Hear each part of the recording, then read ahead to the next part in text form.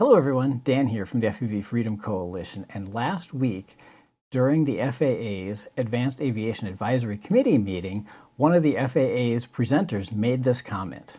In the drone community, not everybody really fully understands the FAA's role, or even, I was talking actually with someone in law enforcement on vacation. They said, "You mean, wait, drones are aircraft?" And I almost fell over.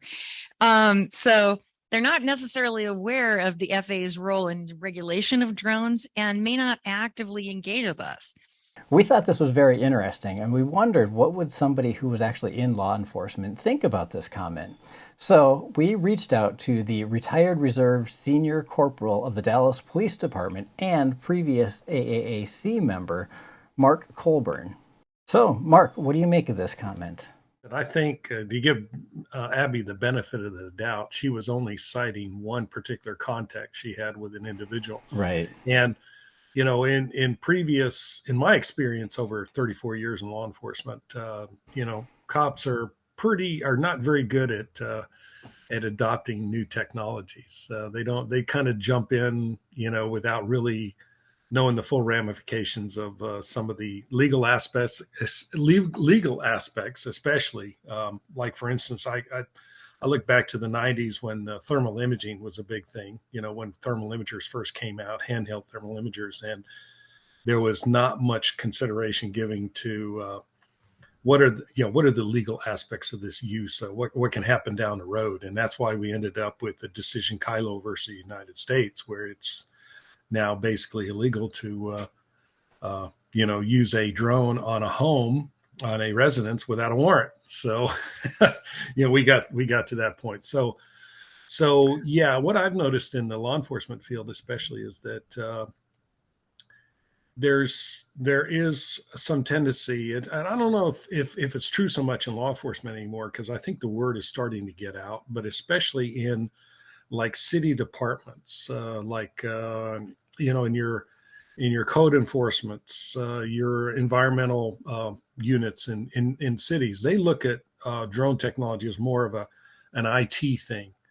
And they will give that, they'll go to their IT people and say, "Hey, we want to do drones." And they don't really understand that, hey, these things are aircraft and they have to be treated as aircraft. And you have to have people with aviation mindsets to operate them. So I think, I don't know, in her defense, I think that was probably the point she was trying to make. And maybe that wasn't the best analogy or whatever, but that's kind of what But I like the way here. This is where I'll play back some of what you just said. Is that, the folks in the room at the AAAC really needed to hear what Abby was saying. Now she picked on law enforcement, but I wouldn't be at all surprised if she was really trying to address the folks in the room, because if you look around the room, not a lot of these folks are have in-depth day-to-day knowledge of the importance and safety issues of drones. Exactly. To me, that's a huge, that gives her that's kudos to her, right, for being subtle. She picked on someone outside of the room, and she was making a very important point. This is, the safety, folks, the safety on this, you have to, be a little deeper and understand what the day-to-day issues are in order to appreciate what the issues can be and what the risks are. Right. That's a nice point. So what I think the recreational community is most concerned about is their local police officer not understanding what the regulations are, and say that recreational operators out flying in a park and a police or somebody complains about them flying there, and a police comes and talks to them, and that police officer has no idea whether you're allowed to fly there or what the rules are or anything like that. That is a problem. That is a huge problem, and it'll probably continue to be a problem for a long time, because they don't understand that this is a federal issue. It's not a local. It's not a local government issue. You can't go out and just arrest somebody because they're flying a drone. Now, if you have a city ordinance, that's a different story. You might be able to give them a ticket or cite them into court. But, a lot of police officers don't know the law. That's why we put out bulletins here in Dallas. We've put out multiple bulletins where we say, "Hey, look, you run into somebody that's flying a drone, you think it's questionable, just pick up the phone and call the air support unit." Sure. And we'll fill you in. You know, you tell us the circumstances, we'll tell you what's going on, how to handle it, and that seems to have worked out pretty good.